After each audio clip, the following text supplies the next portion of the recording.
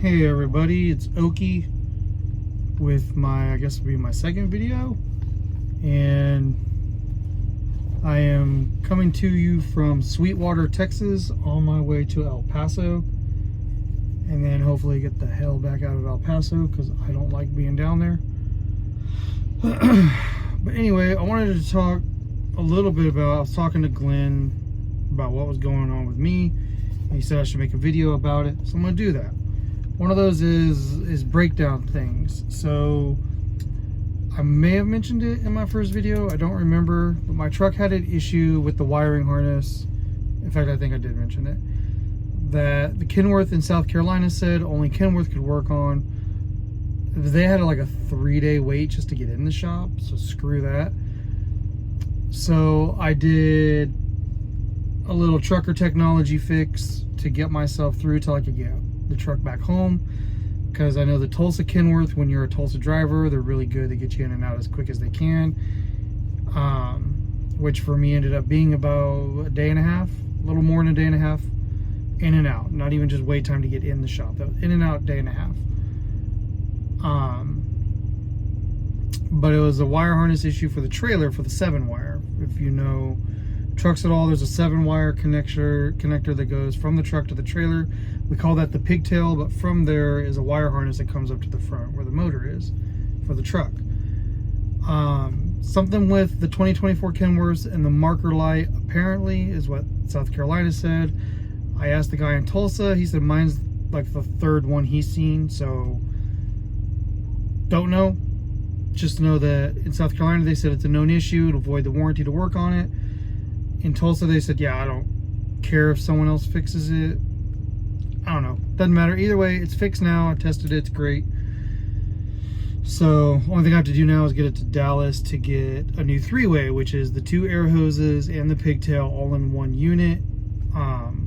Some trucks they're separate, my truck they're all together, so I'm just going to do that at the Dallas terminal because there's a shop there, and the Tulsa terminal doesn't have a shop. So that's where I'm going after I get down to El Paso, is back up to Dallas. But while I was there, I got to do a reset.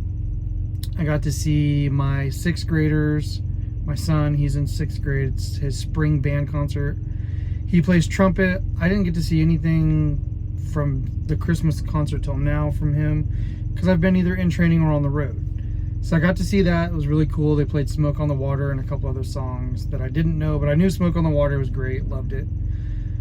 They did a really good job for being first-year band members. So that was awesome to see. So if my son sees this, I'm not going to put his name on the internet, but great job. I was really happy to get to see that. Really proud of you and the work you did this year.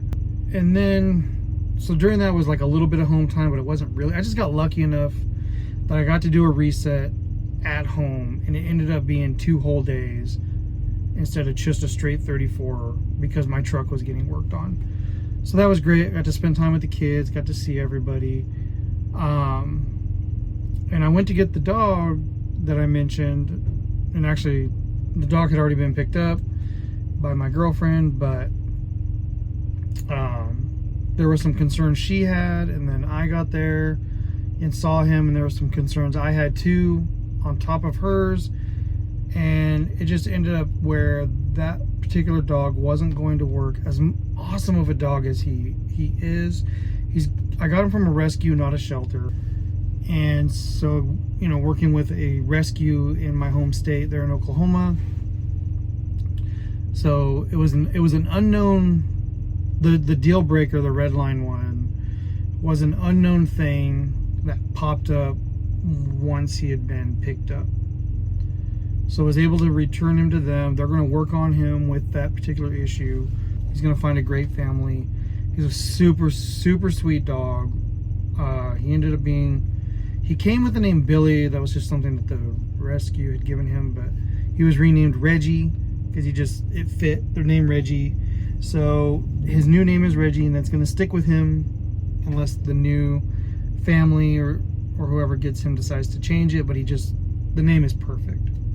So that's all that, and now I'm back on the road. I've been driving all damn day, which brings me to the other topic I wanted to talk about, and that's just not being a crappy team member for your fellow drivers. You see stories all the time about you ask a trucker for help, whether it be backing or just with something with the truck, and they can be, oh, I don't have time for that, blah, blah, blah, whatever. If it's a different company, like I guess I can kind of understand that, because we are on a time frame with getting our deliveries. We only have so many hours a day. You have a 11-hour drive clock that starts and stops as you drive, but then you have your 14-hour clock that does not stop. So the second you hit on duty for your pre-trip in the morning, you have 13 and a half-ish hours. The DOT minimum for a pre-trip is 15 minutes. I take 20 to 25 typically, because I actually do my pre-trip every day. So I have 13 and a half hours of clock left. That clock doesn't stop once you start it to do my 11 hours of driving. Now, I almost never drive out all 11 because the loads, the mileage and the timing on them, you can't, for most loads, you can't deliver early, especially live unload. You are scheduled.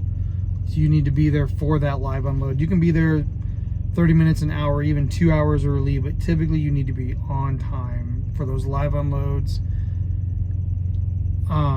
So you don't drive out your 11 every single day, but your 14, you will use that up. I don't typically use up more than 9 hours of my 11 of actual driving. There are a few times where I have. There's twice now where I've had to use PC just to get to a safe haven because I drove the clock out.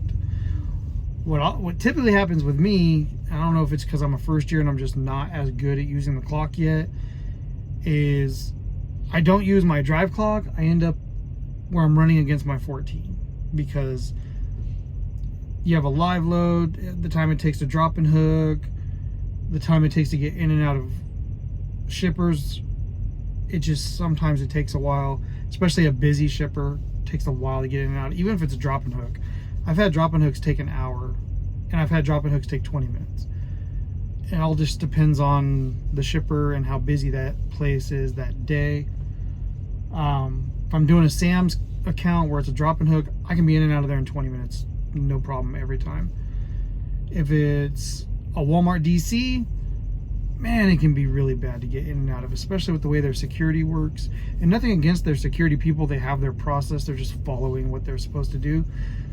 But there's a lot less Sam's trucks going in and out of Sam's DCs than there are Walmart trucks going in and out of Walmart DCs, and they will absolutely stop helping you to go help that Walmart truck that pulled in.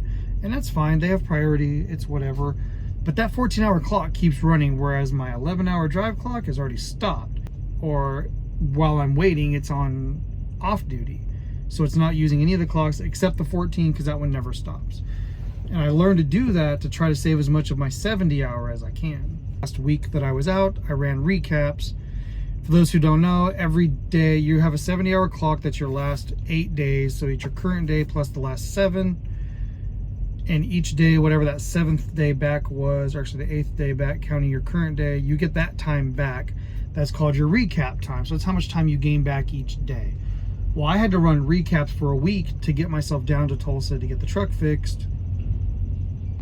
So I was up against the clock every day because I only had so many hours that I got back. And that was my total clock for that day, including drive time, duty time, pre-trip, post-trip, fueling, name it.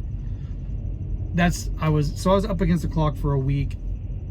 It made me be more cognizant of the time being used.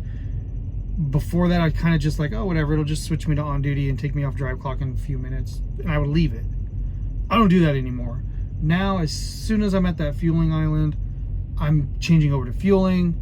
As soon as I'm doing a yard move, I'm changing yard move. As soon as I can go off duty at a shipper, I'm off duty. Whatever it is, I'm watching my clock now a lot more, thanks to that week of having to run recaps, where because of a breakdown the previous week, I only recapped 4 hours on one day, which gave me 6 hours to drive that day. Brutal day, absolutely brutal day, only having 6 hours trying to get somewhere. It thankfully didn't put a load in jeopardy, but it could have. So anyway, the last thing would be the load out of Tulsa after my reset and the work done on the truck.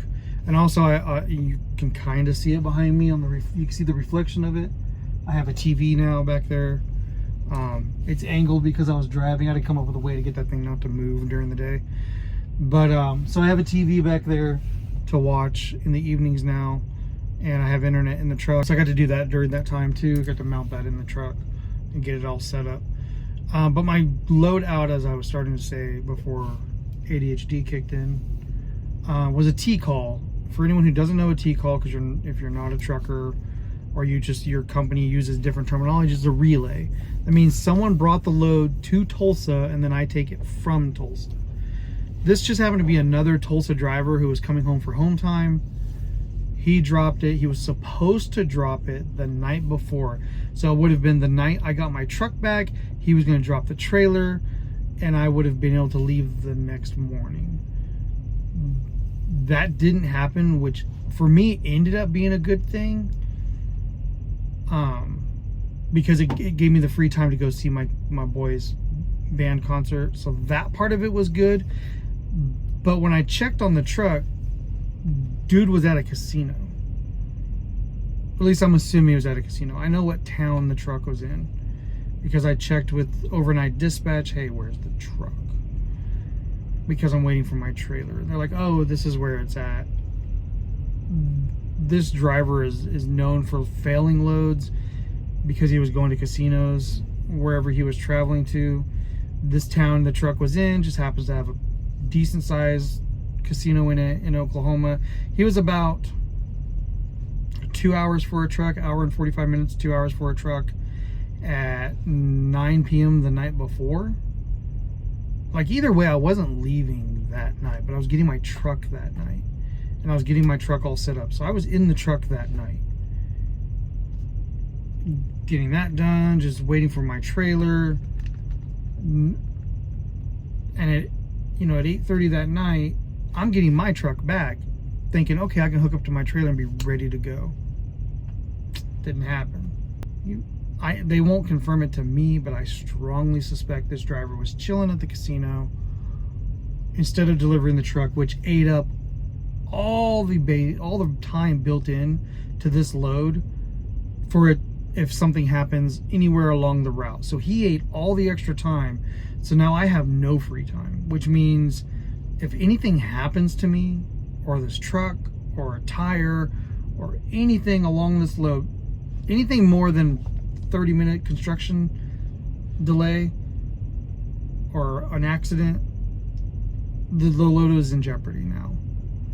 So I gotta basically just beat feet the entire time and run as much of the clock as I can. I ran 9 hours of my clock today and I'm tired. I'm not driving anymore. I am not gonna drive fatigued. No load is worth my life. No load is worth your life.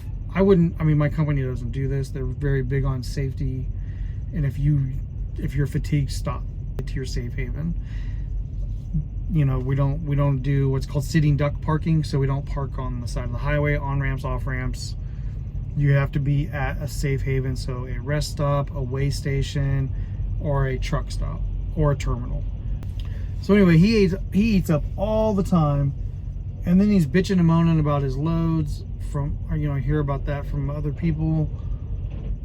And it's like, dude, you're a bad team member. If you'd rather spend your time and money at the casino than drive your truck, cool, go do it. There's lots of casinos in Oklahoma. But why did you stop while you were on a load when you were on your way home for home time and you knew another driver was waiting for the load? But so that was all the updates on me, on the truck, the dog that didn't happen, unfortunately.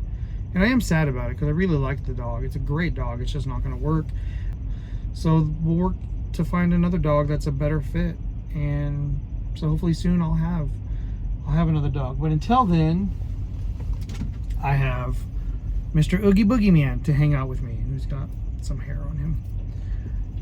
This is I guess it would be, well, it's still my little sister to me. I'm an only child, but the real owner of Oogie Boogie Man here is my baby sister. So if she sees this, haha, I have your Oogie Boogie with me, and you can't have him back yet. Someday you'll get him back, but not today, because he's with me. Anyway, so that's my buddy for the trips for now until sort out a canine situation. But there's my updates. Hope everyone's doing well. Do your pre-trip. Take as much food with you as you can because it's healthier for you than the junk they have in the truck stops, especially when most of them are going to be in Arby's or a Subway. Definitely do your pre-trip. Like I said a few times in this video, pre-trips is already, I've only been out here, I think this is my 7th week as a solo driver. 6th or 7th week. And doing pre-trip has already saved my life, without a doubt. Found an issue that was a problem on the truck that if it had manifested itself, very easily could have killed me or others on the road. So there's a few issues where if you find it, you don't move till it's fixed. Some of them look get to the closest Loves, get to the closest terminal where you have a shop. Some of them are you don't move that truck until it's fixed, and this was one of those things. It could have been potentially deadly. With Blitz coming up, I'm definitely checking everything every day. So I'm rambling, I realize that. I see how long I've been talking. It's a really long video. I'm already not going to be happy with that. So I'm going to go. Anyways, be safe out there, my fellow truckers. Be safe. Take care of one another. If someone needs your help, take the 2 minutes and help them back into a spot. It's ridiculous that some drivers won't do that. It's just dumb to me. Anyways, help each other out, be safe out there, and I'll see you on the next one.